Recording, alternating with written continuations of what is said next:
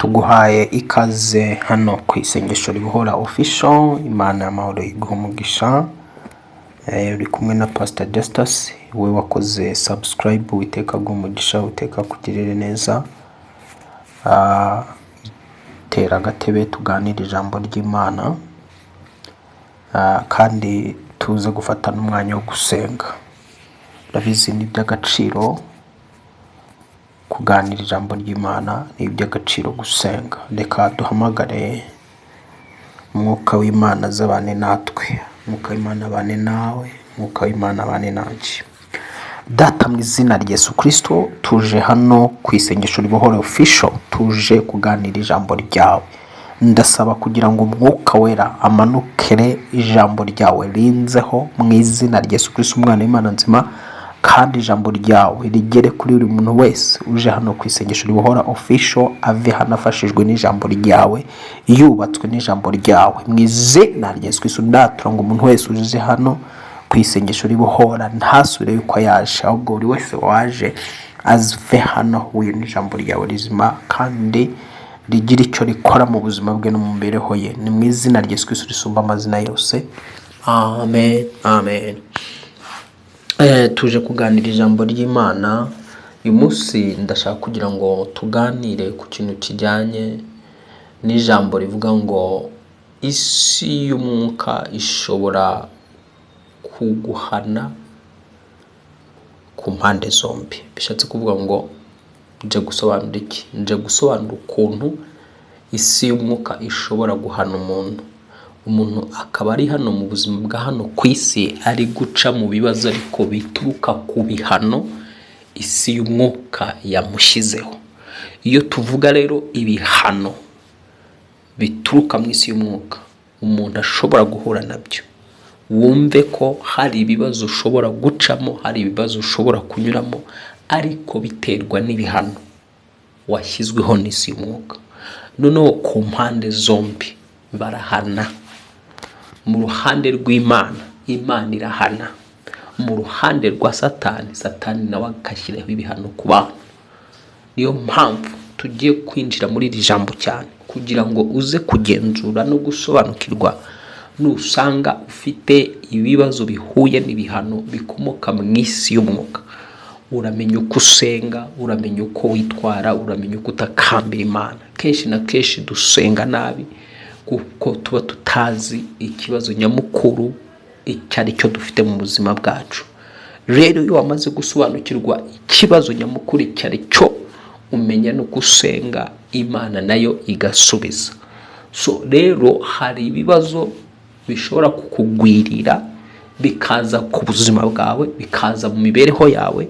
Hari ibibazo ushobora kusanga biri mu muryango wawe, hari ibibazo bishobora kuba muri karitsiye utuyemo, hari ibibazo bishobora kuba kuri wowe ku giti cyawe byihariye, hari ibibazo ushobora gucamo, igihugu gishobora gucamo byihariye, ariko inkomoko yabyo ari ibihano abantu barimo baracamo.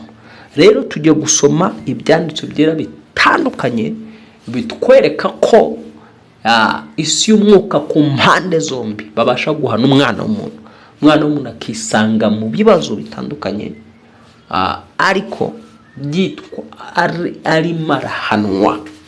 Reka dusenge rero, reka rero dusome ijambo ry'Imana, hanyuma dusobanukirwe byinshi. Reka dusome ijambo ry'Imana dusobanukirwe byinshi. Tugiye gutangira turebe mu ruhande rw'Imana. Amose igice cya mbere n'umurongo wa 3.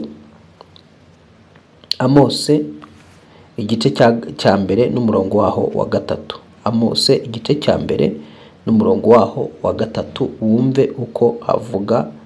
Handitse ngo Uwiteka aravuga ati, ibicumuro 3 by'i Damasiko ndetse 4 bizantera kutabakuraho igihano, kuko bahurishije i Gileyadi ibibando by'ibyuma. 6 akavuga ngo Uwiteka aravuga ati, ibicumuro 3 by'i Gaza ndetse 4 bizantera kutabakuraho ibihano, kuko bajyanye abantu bose ari imbohe bakabaha Edomu. urumva hano ijambo ry'Imana ririmo riragaragaza yuko Uwiteka ashobora kugushyiraho ibihano, ariko ibihano bishingiye ku bicumuro. Uwiteka ashobora kugushyiraho igihano gishingiye ku bicumuro, ukaba wacumuye ku Uwiteka, ukaba witwara nabi, ukaba waramugandiye. muri ubwo bugande uba wagandiye mu Imana ikarekura ibihano. Tubona umunsi umwe Imana ituma Yona, imutuma i Ninewe, imubwira kujya kuburira ab'i Ninewe yuko bagomba kwihana, kuko nibatihana bagomba kurimbuka. Ariko Yona ashaka guhunga. Ashatse guhunga, Imana iramuhana, iteza urufi kumumira, amara mu nda y'urufi iminsi 3 asenze Imana atakiye Uwiteka ari mu nda y'urufi. Uwiteka mukuraho igihano. So ndakubwira ngo hari ibibazo ushobora gucamo, inkomoko yabyo ari ibihano. Inkomoko yabyo ari ibihano kandi bituruka ku Mana. Navuze ngo mu ruhande rw'Imana hari ibihano bishobora kuguhana ugaca muri krize, ariko inkomoko y'iyo krize ni igihano. Wananiwe kumvira Imana no kubaha Imana mu byo ukora, ntukiranuka mu byo ukora, ntukiranuka mu byo ufite, ntubikiranukamo. None Imana ikarekura igihano mu mirimo yawe ukora, kuko wayigandiye utayikiranukira igihe cyose mu kazi kawe cyangwa se mu byo ukora no mu byo winjiza.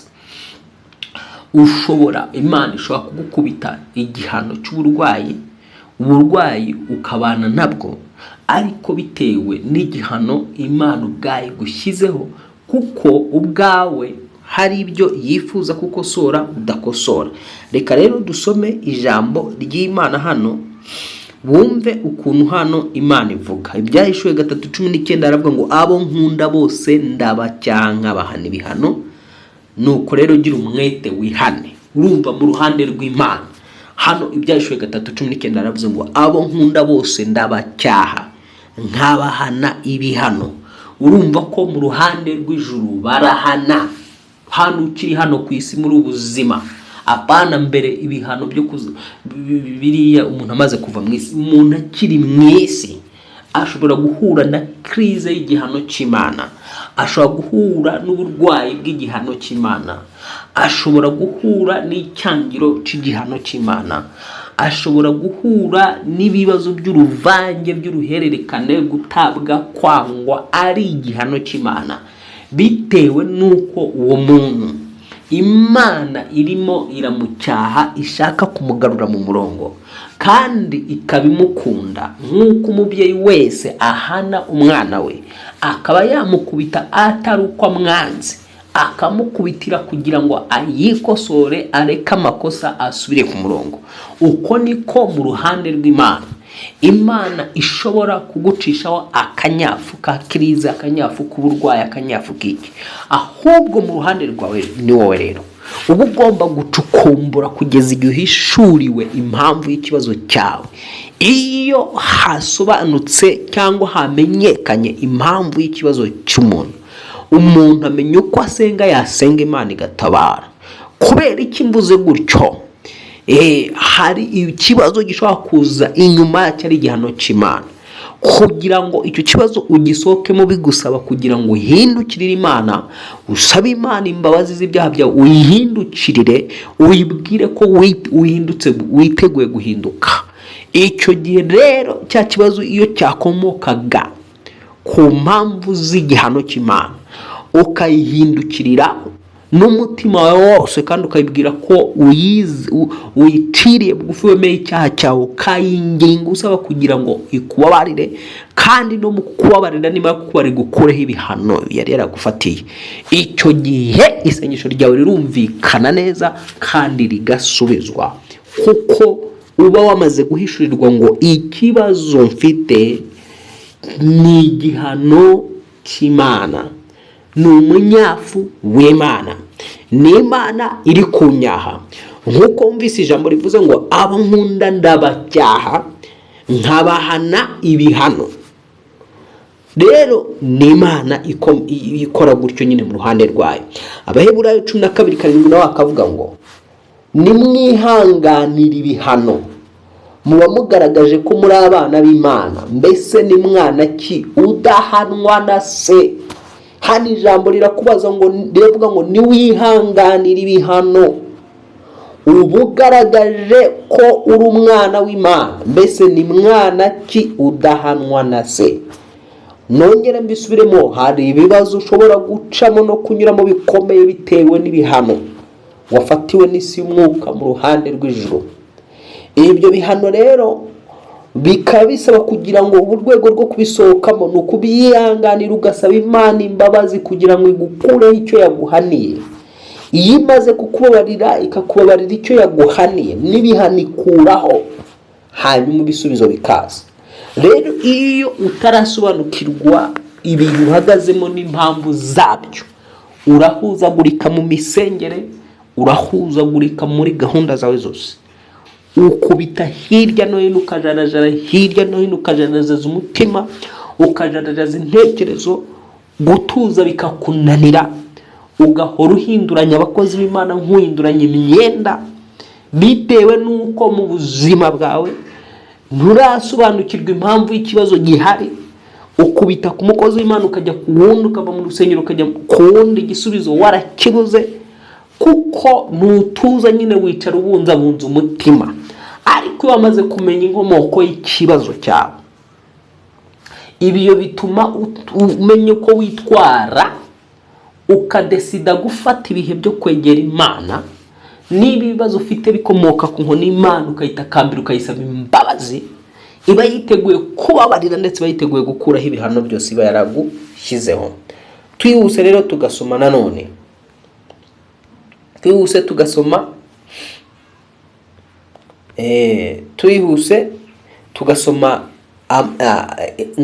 Ingoma za mbere igice cya 21. Ingoma za mbere igice cya 21 n'umurongo waho w'icumi. Ariko iyo duhereye ku murongo waho wa mbere, tubona ngo Satani yoshya Dawidi kubara Abisirayeli, Imana imuhanisha mugiga. Dawidi yaragiye abara ubwoko bw'Imana, ariko Imana itarabishakaga. Noneho amaze kubarura abenegihugu bose, ijambo ry'Imana riza ku mugabo. Ijambo ry'Imana riraza hano mu gice cya 10 umurongo wa 10. Ijambo ry'Imana riza ku mugabo witwa Gadi, yari bamenya w'icyo gihe, ari bamenya wa Dawidi. Mu yandi magambo yari umuhanuzi no Gadi. Hanyuma ajya kuri Dawidi ati, genda ubwire Dawidi, nari mpereye hejuru cyane, reka mpere ku murongo waho wa 8. Ngo Dawidi abwira Imana ati, ndacumuye cyane kuko nakoze ibyo, ariko none ndakwinginze kuraho gukiranirwa k'umugaragu wawe, kuko nakoze iby'ubupfu bwinshi. Uwiteka abwira Gadi bamenya na Dawidi ati, Uwiteka abwira Gadi bamenya wa Dawidi ati, genda ubwire Dawidi uti, Uwiteka avuze atya ati, nkuzaniye ibihano 3, hitamo kimwe aba ari cyo nguhanisha. Urumva ijambo rije ku muhanuzi Gadi. Gadi atumwe kwande? Kwa Dawidi. Ubutumwa ajyanye ni ubumubwira ngo Uwiteka akuzaniye ibihano 3 kubw'igicumuro wakoze, urahitamo kimwe. Ari uguterwa n'inzara imyaka 3, inzara ikaba yaza bitewe n'igihano cy'Uwiteka. Urumva hari inzara yaragiye ko Imana ari mirapropoza, ariko iyo nzara ikaza ari igihano Uwiteka atanze mu Bisiraheli ku bwa Dawidi. 2, ngo cyangwa kumarwaho n'ababisha bawe amezi 3, inkota zabo zikugeraho, cyangwa se inkota y'Uwiteka iminsi 3, ariyo mugiga yatera mu gihugu, na marayika w'Uwiteka akarimbura mu gihugu cya Isiraheli cyose. Nuko rero tekereza umbwire uko nsubiza wantumye. Urumva umuhanuzi Gadi. ibyo byose murabyumvise. Nuvuga ngo umugabo arimo arabwirwa ngo Dawidi arimo arabwirwa ngo guhitamo inzara cyangwa se guhora ariho inkota ahunga ababisha be bamujera amajanja cyangwa se mugiga mu gihugu. Kumbe abantu ushobora kwatakwa n'abarozi n'abakonikoni, bitero bihoraho ari ibihano, inkomoko yabyo ari igihano. Icyo ubusabwa rero kugira ngo ibyo bihano bihagarare, navuze ngo kwanza cyangwa ibyo bibazo bihagarare, nuko ugomba gucukumbura cyane umwuka w'Imana, ugasenga utisengesheje umwuka w'Imana, agahishura impamvu y'ikibazo cyawe, agahishura niba impamvu y'ikibazo cyawe ari igihano cy'Imana ihoraho cyangwa ari ibihano by'abadayimoni. Kuko no muri kote y'abadayimoni n'abarozi barahana cyane rwose. Muri kote y'abarozi, muri kote ya Satani arahana. Ushobora guhura n'igihano kivi kuzimu, kirize y'igihano cy'abadayimoni. Bavuze bati uyu muntu kuko yaturembeje, reka natwe tumuhanishe kirize, reka natwe tumuhanishe indwara, reka natwe tumuhanishe ibibazo. Abadayimoni bakazamuka bakaguhana, ugasanga badanangiye impande zombi. Uri ku bihano by'abazimu, uri ku bihano by'abadayimoni. Igihano kikuriho ugasanga si igihano gituruka ku Mana, ahubwo ari igihano cy'abazimu, ari igihano cy'abadayimoni. Mpamvu igihano cy'abadayimoni, wigeze kugirana igihango n'abadayimoni, ugirana igihango n'imyuka mibi, noneho sasa utangiye gusenga, ibona yuko wayigometseho, izamura ibibazo byinshi kugira ngo iguhane. Ndakwatura kugira ngo buri kibazo cyose cyakomokaga ku gihano cy'abazimu, ku gihano cy'abarozi, ku gihano cy'imbaraga z'umwijima, icyo kibazo kikuveho mu izina rya Yesu Kristo. Icyo kibazo kikuveho mu izina rya Yesu Kristo. Rero ikibazo rero cyo kigendanye n'ibihano by'Imana, icyo usabwa, ubusabwa kugarukira Uwiteka ukamusaba imbabazi. Wamara kumusaba imbabazi, wamaze gusobanukirwa ko ibibazo ufite ari ibihano bituruka ku Uwiteka, hanyuma ukamutakambira, nawe akemera gutakambirwa. Imana yo mu ijuru iratakambirwa, ikemera gutakambwa, ikemera kumva, ikamanukira kumva uwayitakambiye. Ndagira ngo nkubwire rero, birashoboka rero ukaba uri mu ntambara zitandukanye cyangwa uri guca mu bibazo binyuranye utaruzi inkomoko yabyo. Hindura uburyo bwo gusenga.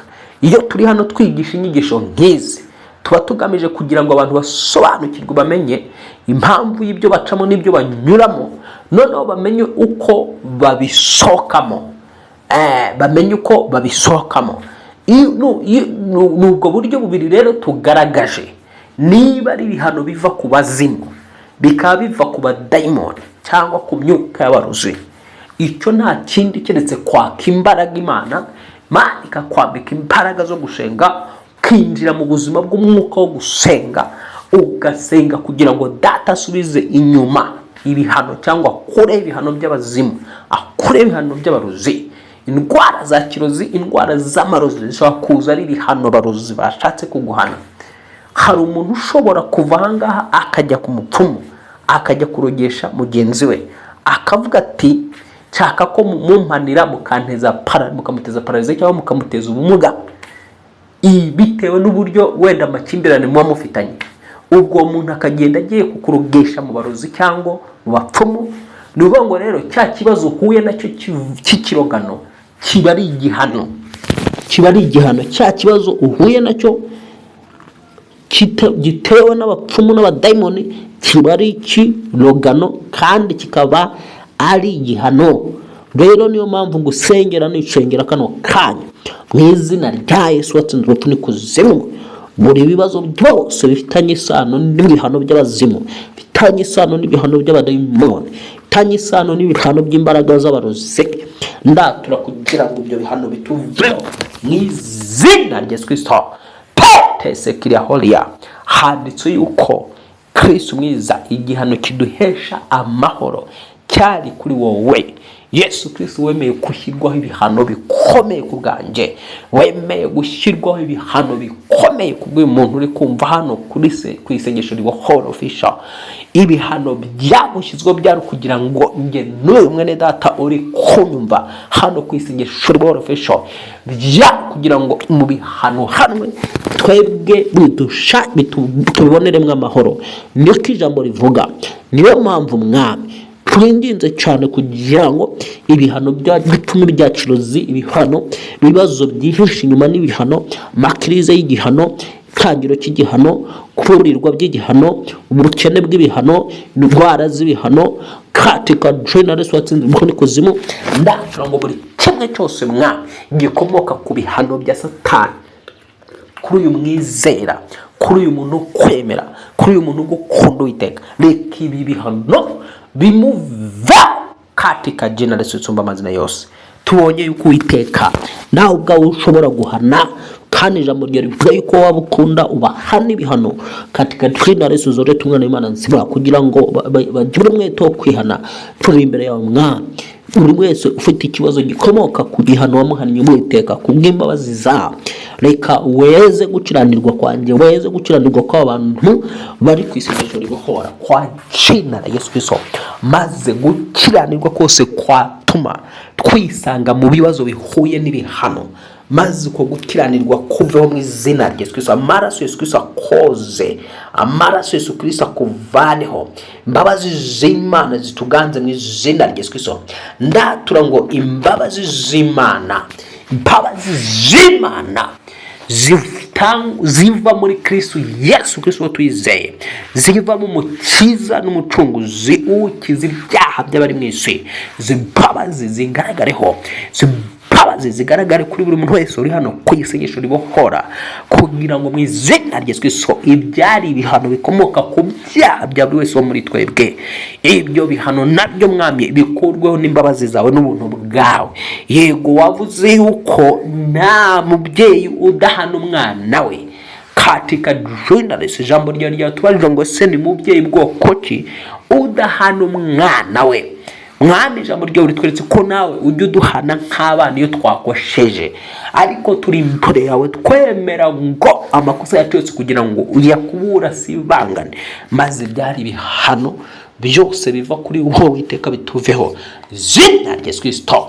Ibihano by'amakirize, ibihano by'igisuzuguriro, ibihano by'uruzerero, ibihano byo kutagira aderese, ibihano by'amadeni, ibihano by'inzara, ibihano byo kwambika ubusa, ibihano byo kuvugwa nabi, ibihano katika jina Yesu by'ubwoko bitandukanye byo gutabwa Uwiteka. Buri wese igihano cyari kimuriho kimuvanwaho biciye mu maraso ya Yesu Kristo, kimuvanwaho biciye mu izina rya Yesu Kristo, mu kwitamba kwa Yesu Kristo wemeye kuba igitambo cyacu kugira ngo tubashe kugira amahoro. Yesu Kristo warababajwe, wakubiswe inkoni nyinshi, wambitswe ikamba ry'amahoro, wamanitswe ku giti baguteramo imisumari aho ngaho mu kiganza no mu birenge. Yesu Kristo watewe icumu mu rubavu rwawe havamo amazi n'amaraso byoza umutima wanjye bikoza umutima wa buri wese uri kuri iki gicaniro. Ndatura kano kanya mu izina rya Yesu Kristo, no mu mbaraga y'amaraso Yesu Kristo, aya maraso Yesu Kristo yavuye mu rubavu rwawe Yesu Kristo asibanganye gukiranirwa no gucumura kwa buri wese wo muri twe, kandi amaraso namara gukuraho mwami ibyaha byose byatumaga duhanwa n'ibihano byose byari bituriho bituveho mu izina rya Yesu Kristo, mu izina rya Yesu Kristo. Vuga uti mwami w'abami Yesu, ndi imbere y'amaso yawe, ciye bugufi munsi y'ibirenge byawe, aho nacumuye hose bikanzanira mwami ibibazo bimeze nk'ibihano ku buzima bwanjye. Sabye imbabazi zo kugira ngo nyeze usibanganye gukiranirwa no gucumura kwanjye. Yesu Kristo unyejeshe amazi cyangwa umuriro utwike icyaha kindimo kirimbuke burundu zina rya Yesu Kristo wapfuye akazuka. Buri cyaha cyameza mu bihano ndasenze kugira ngo mwami gisibwe ku buzima bwanjye, gikurwe ku buzima bwanjye zina rya Yesu Kristo. Bihano byose nashyirwaho nawe Mana, krize nacamo bitewe n'ibihano ntambara nanyuramo bitewe n'ibihano bya Uwiteka katika jina la Yesu. Kubw'imbabazi zawe ibihano bihagarare bimveho mu izina rya Yesu. Ubuntu bwawe bunganze, urukundo rwawe runganze mu izina rya Yesu Kristo. Ubuntu bwawe bunganze, urukundo rwawe runganze mu izina rya Yesu Kristo. Maze ibihano byose bimveho, ibihano by'abadayimoni, ibihano by'imyuka mibi, ibihano by'abarozi mu isi y'umwuka wangiye kundogesha kajya mu bapfumu yumva ko agiye kumpanisha katika jina la Yesu. Bapfumu bakatuma wanyohera imyuka mibi, myuka y'amakirize, myuka y'inyatsi, myuka y'indwara, myuka y'ubwoko bwose bitandukanye, kwangwa no gutabwa, ndayirukana mu izina rya Yesu Kristo. Ndayirukana mu izina rya Yesu Kristo. Yatumwe kumbabaza, yatumwe kuguteza ibibazo, ndayirukana vuga uti mu izina rya Yesu. Ndirukana buri mwuka wose mubi wantumweho kunteza ibibazo, kunteza ibyo ndi gucamo kano kanya. Yewe mwuka va ku buzima bwanjye, subira aho wavuye mu izina rya Yesu Kristo. Subira aho wavuye mu izina rya Yesu Kristo. Ngaho komeza usenge, utegeke uwo mwuka gusubira aho wavuye, uwo nguwo wagucishaga mu bihano bikomeye. Turabizi ko na hano mu isi abantu tujya tubona ibihugu bifatirwa ibihano bigahanwa.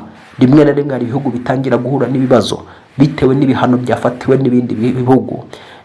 Niko bigenda no mu mwuka. Umwuka ushobora guca rwose muri krize, ukajya kuri duka ugacuruza neza ukabura, ugaheba, ukabura umuguzi n'umwe, kuko ari ibihano by'abarozi. Hari umurozi, hari umuntu muturanye muhanganye uba gufitiye ishyari, udashaka ko atera imbere, akajya kukurogesha cyangwa se akaza agatera ibintu mu muryango waho ukorera, maze ukisanga urimo uraca mu bihe by'ibihano by'abarozi, urimo uraca mu bihe by'ibihano bya Satani. Ndakwaturaho kano kanya kugira ngo ibihano byose bihagarare mu izina rya Yesu. Jambo ryavuze yuko, reka dusome hano muri Yesaya igice cya 53 kuva ku murongo waho wa 4 handitse ngo, nukuri nimba zacu nizo yishyizeho, imibabaro yacu niyo yikoreye, ariko twebwe twamutekereje nk'uwakubiswe n'Imana, agacumitwa nayo, agahitamishwa n'imibabaro. Murongo 8 kavuga ngo, nyamara ibicumuro byanjye nibyo yacumitiwe, yashenjagure gukiranirwa kwanjye, igihano kimpesha amahoro cyari kuri we. Urumva ko ijambo rivuga yuko igihano kihesha amahoro ubuzima bwawe cyashyizwe kuri Kristo. Kumbe na Kristo yahuye n'igihano, ariko igihano yashyizweho cyari igihano cyanjye, cyari igihano cyawe. Muri icyo gihano cye ni amahoro yanshakiraga kugira ngo nge ntazahura n'ikibazo cy'ibihano. Niyo mpamvu kano kanya ngo usengera nisengera buri bihano byose byari bindiho byumvira izina rya Yesu Kristo, wishyizeho ibihano byanjye katika jina ntegetse abazimu, izina rya Yesu Kristo ntegetse abadayimoni kumvira izina rya Yesu Kristo bakaguhunga, izina rya Yesu Kristo ntegetse indwara zikomoka ku bihano tandukana nazo mu izina rya Yesu Kristo. Ntegetse krize ikomoka ku bihano kuva mu izina rya Yesu Kristo umwana w'Imana nzima. Ntegetse icyangiro cyatwerwaga n'ibihano by'abarozi kikoveho mu izina rya Yesu Kristo. Nicyo gihano maraso Yesu Kristo gitemba na gikureho wa jina la Yesu, kuko yishyizeho imibabaro yawe n'iyanjye. Yesu Kristo yishyizeho intimba zanjye n'izawe. Ndatura kugira ngo buri nimba yari kuriho kandi Yesu yarishyizeho intimba yawe ni gucikeho mu izina rya Yesu Kristo.